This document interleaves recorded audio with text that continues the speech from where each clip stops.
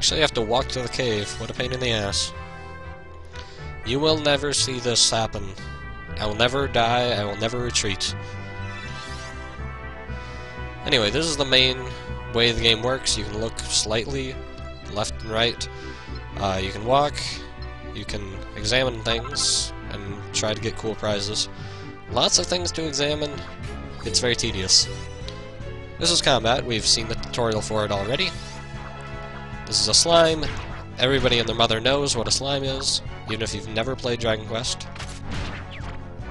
Oh, and I just got hurt. I've been humbled.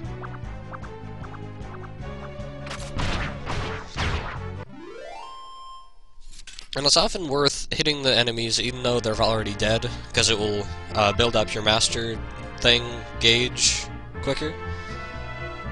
Is that a bench? Is that... No, I guess it's a fence, I don't know. Anyway, I don't want to look at every little bush and rock and stuff, but there are cool things under there.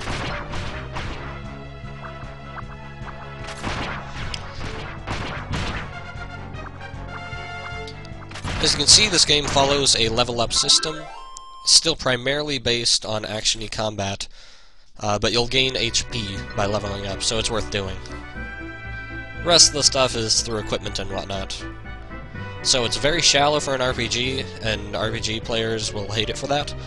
But action players will hate the fact that it's even remotely RPG-based, so it really can't win, unfortunately.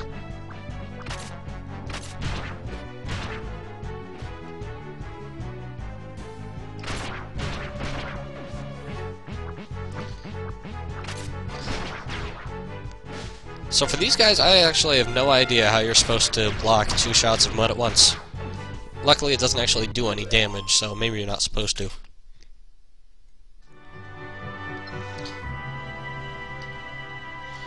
And I love how seamless the battle to traveling sequences are. Like, you can even see the holes that they were digging before.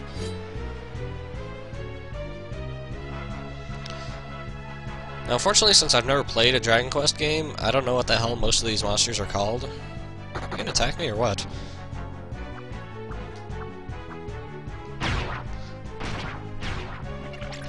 There we go. Those guys can become invulnerable at certain points in their pattern, like most monsters. Most monsters will be like taking 1 damage or something, but those completely invulnerable. Luckily, since this is really in the game, you really don't have to worry about much at all. Slimes! Lots and lots of slimes.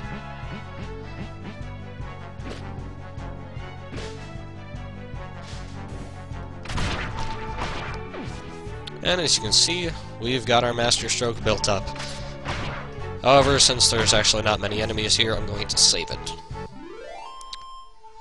It does make a small, annoying, glowing sound, as long as you have it built up.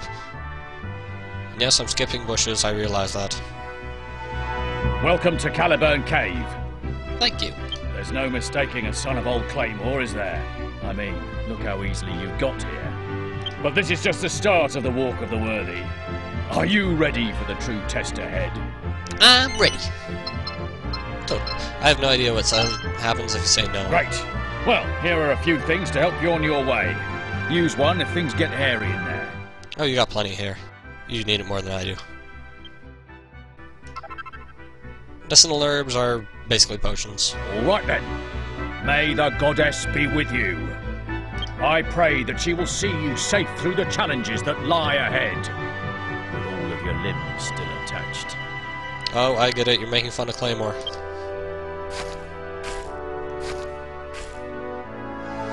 In we go.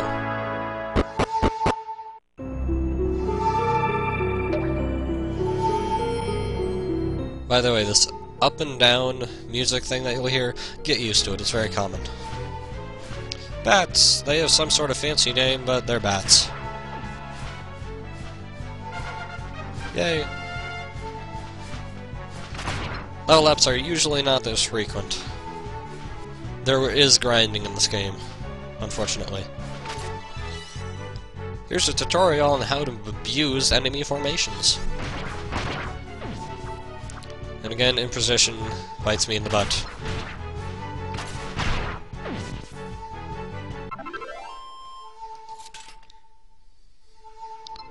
Here's a rock. Not useful. And here are slime thingies. Poison. They're slimes, but not slimes, I don't know. Anyway, these things jump over horizontal shots, so you gotta be, like, careful with stuff.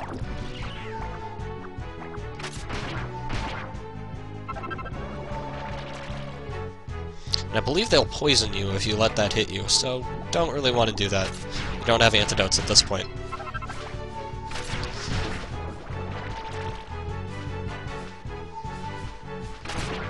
At this point in the game, combat is pretty darn easy, but it actually gets pretty darn hard later on, because you gotta be super quick and, like, have wrists of steel when you're rotating your sword over and over and over really quickly.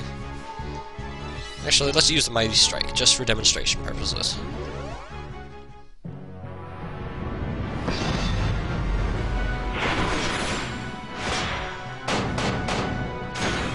Slash!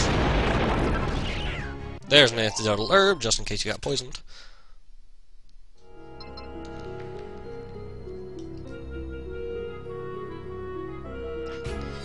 And here's another little tutorial section.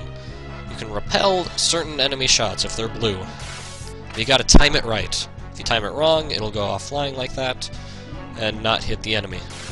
If you do that, it'll hit the enemy. And luckily, most enemies like that are extremely fragile, so you can kill them in basically one shot. Sometimes two.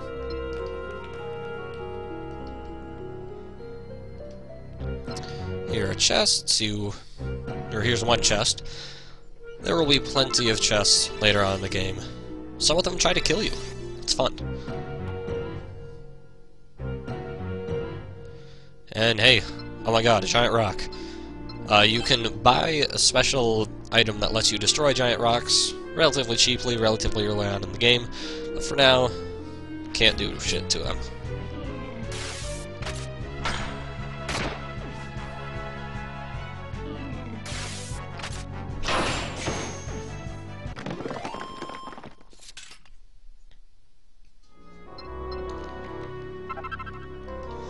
Yep, you can use mini-metals to buy certain upgrades. The Boulder Dasher, I believe is what it's called. It's the only really thing worth buying.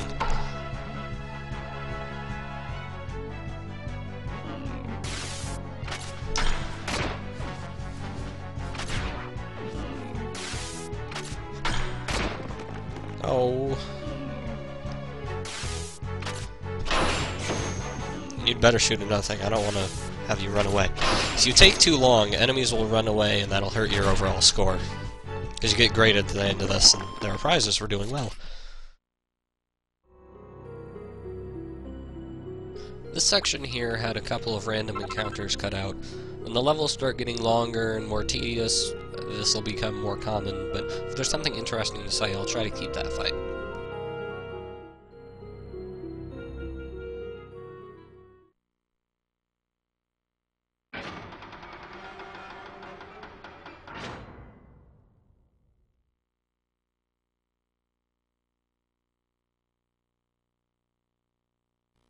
Well met, seeker of worth. Behold this knight of old, Sir Dirk Worthington. A dirk is a Scots word for a short dagger. That is not a dagger. A duel, sire. That is your charge. Defeat me, and take your place amongst the ranks of the worthy. Shall do. Battle without quarter!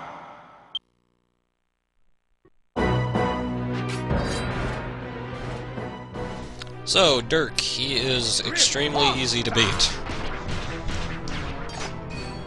However, he can guard, unlike other enemies we've run into. Once you get a boss to half health, they will go crazy and go a little faster, sometimes adding a new move. Come on, am I even going to get a chance to use my Master Stroke against you? Ow! You hurt me, you ass.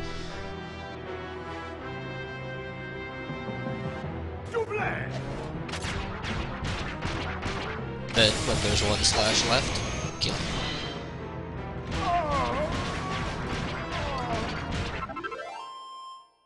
I didn't get to use my Master Stroke. That's disappointing.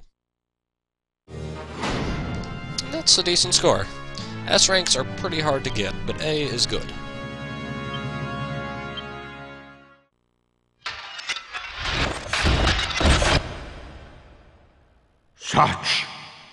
Such mastery of the sword. Thou art worthy. I am defeated.